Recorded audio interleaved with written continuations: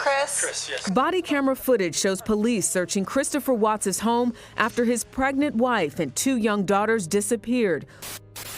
New details about how a Colorado father killed his pregnant wife and 2 young daughters to start a new life with his mistress. The news. So pink means... That's just the test. I know. It just says the pink is going to be girls. I don't know. Nothing for the rest of the day. She's pregnant as well. How far along? 15 weeks. In August 2018, a tragedy struck that shocked the world. A family of 4 vanished, leaving behind only heartbreak and unanswered questions. What seemed like a typical American family was torn apart in a way that defied all logic. Chris Watts, a seemingly ordinary man, committed an unspeakable crime against his wife, Shanann, and their 2 daughters, Bella and Celeste. But the truth, it's far more twisted than anyone could have imagined. As the investigation unraveled, shocking details emerged that flipped the story upside down. The full truth behind the Chris Watts family murders is darker than you could ever imagine. Chris and Shanann had been married for several years, and by all outward appearances, they were the picture of a happy family. Shanann was a dedicated mother and successful saleswoman, often sharing moments from their lives on social media. She posted pictures of her family, trips, and celebrations, painting a picture of a life full of love and happiness. They had 2 beautiful daughters, 4-year-old Bella and 3-year-old Celeste. Life in their comfortable home seemed perfect, at least. That's what everyone thought. But the truth was far more complicated. Their marriage, though on the surface happy, was not without its problems. Shanann had been increasingly aware of Chris pulling away from her emotionally, and their relationship had started to strain. She confided in friends and family about her fears, noting that Chris had been distant and seemed to be growing more and more detached. Despite her concerns, she didn't know the full extent of what was happening behind closed doors. Chris had started an affair with a woman named Nicole Kessinger, whom he met through his job. Their relationship quickly became serious, and Chris had begun to plan a life with Nicole, even as his marriage to Shanann continued to falter. His marriage with his wife. He said. Do you know her name at this point? Yeah. It's Shanann. All right. And do you know the children's name? Yes, it's Bella and Celeste. Okay. Cece. She went by, they called her Cece? By the time August rolled around, Chris was already mentally checked out of his marriage, and Shanann had no idea what was going on. She had noticed the distance in Chris, but she was still unaware of the affair. He had become secretive, withdrawn, and emotionally unavailable, and Shanann felt increasingly isolated. The night before the tragedy, Shanann had been on a business trip to Arizona, leaving Chris alone with the girls. She returned home late on the evening of August 13th, 2018. She posted a photo from the airport and shared her excitement about coming home to her family.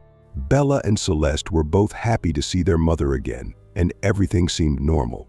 But no one, not even Shanann, could have known that this would be the last night she would spend with her children. The morning of August 13th was a quiet one. Shanann's friend Nicole had tried to reach her on the phone, but Shanann didn't answer. When she missed an important doctor's appointment, Nicole became concerned.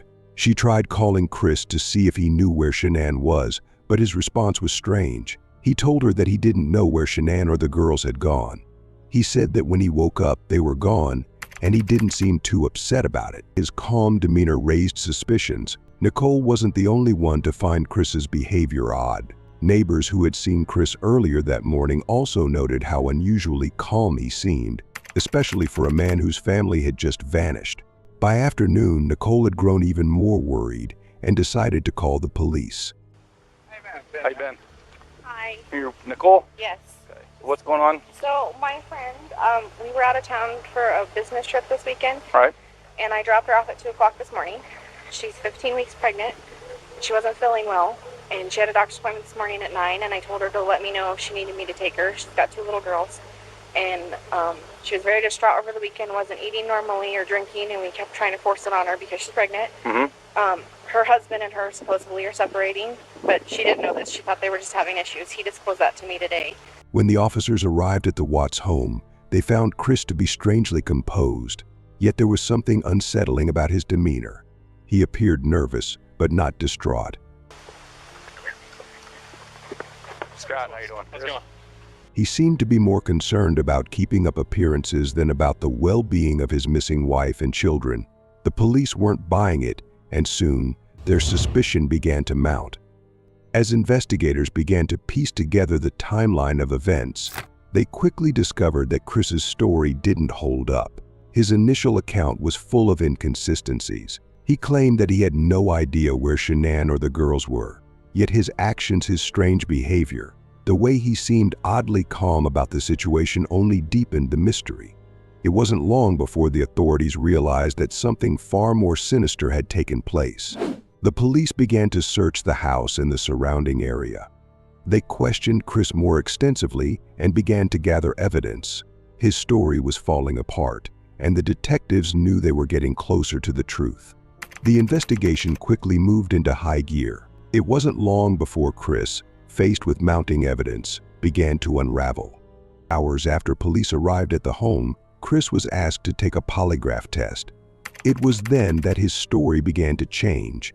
He was confronted with the idea that something much darker had happened, and the pressure of the investigation finally caused him to break.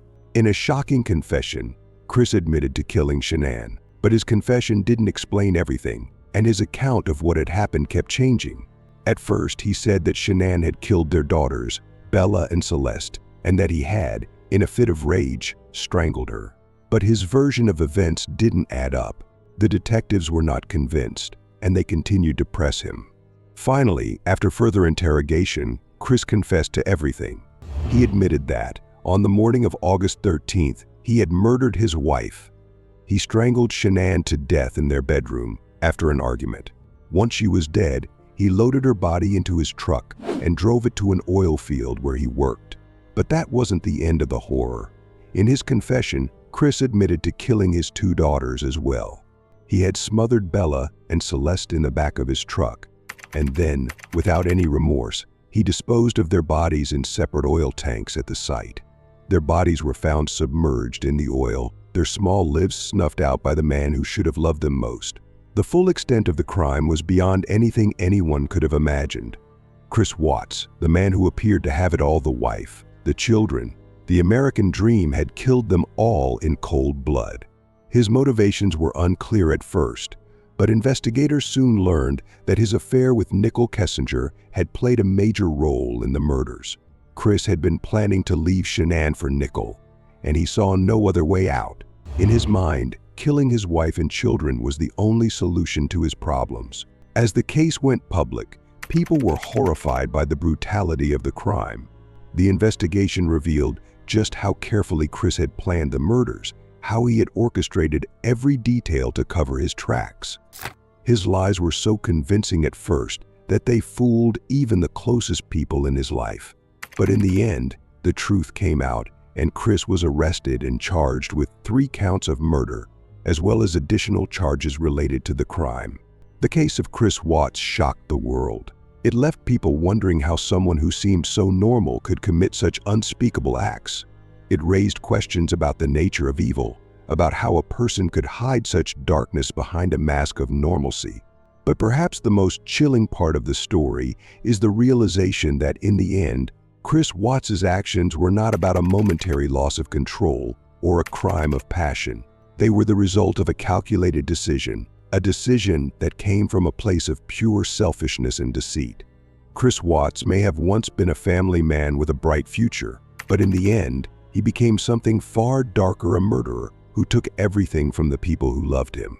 The truth behind the Chris Watts family murders is more twisted than anyone could have imagined, and it's a reminder that sometimes even the most perfect lives are hiding the most unimaginable horrors.